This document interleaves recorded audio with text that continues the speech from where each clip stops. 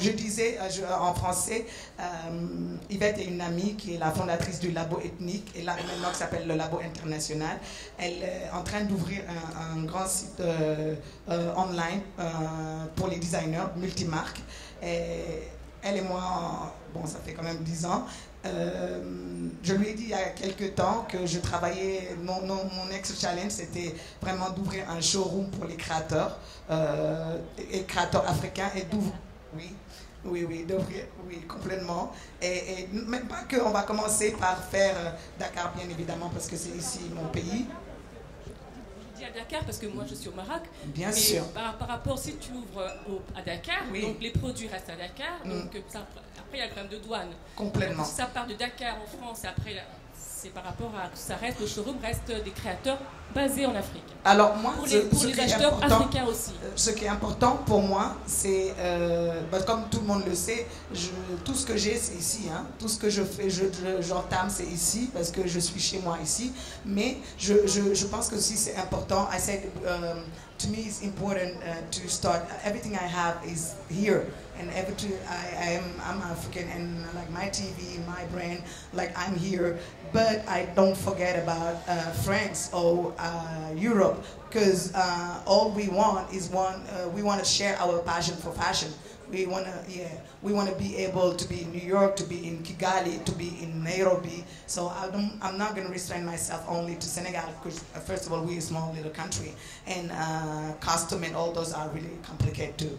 Mais on y travaille et ça c'est notre prochain projet d'ouvrir le showroom ici et de pouvoir faire comme ce que vous faites déjà, Emmanuel, Courage et toi, à Paris et au Maroc, de faire ça et de prendre mes amis créateurs et de leur offrir une opportunité. D'ailleurs, Emmanuel devait faire un talk, malheureusement on a eu quelques...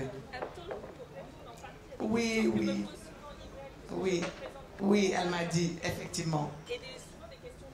Complètement.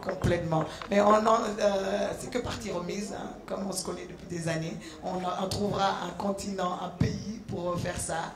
Et là, moi, je pense que j'ai répondu. Pour un peu essayer de terminer, parce qu'on a un peu dépassé le temps. Il y a d'autres designers qui sont venus, qui sont là, assis. Alia, Lahad Gay, Owens.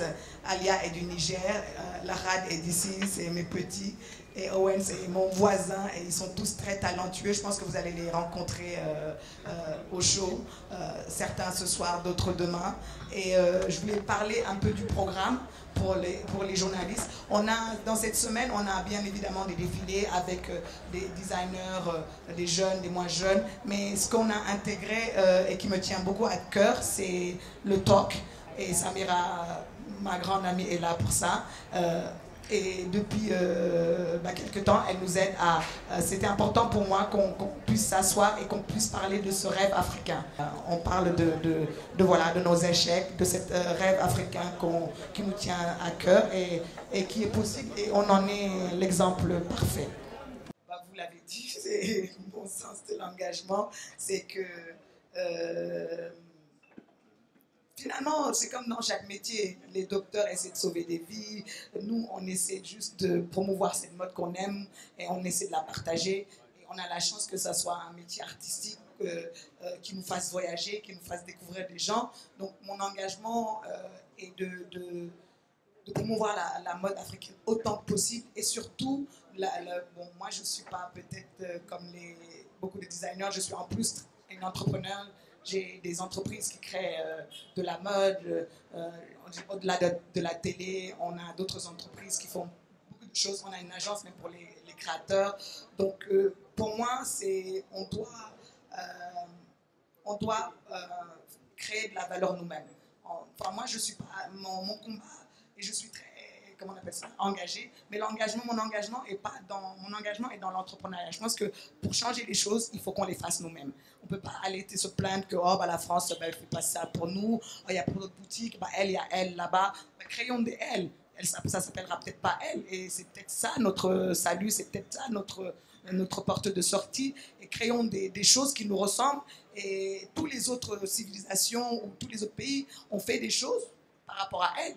pourquoi nous, on devrait toujours faire les choses par rapport aux autres? Donc, je pense que, bon, après, on était un peu à la traîne, mais les choses changent. Et voilà, je suis de cette génération d'Africaines qui ont envie que les choses bougent. Non, mais surtout que les choses se fassent. Moi, vraiment, je crois en l'entrepreneuriat. Je pense que c'est ça notre salut.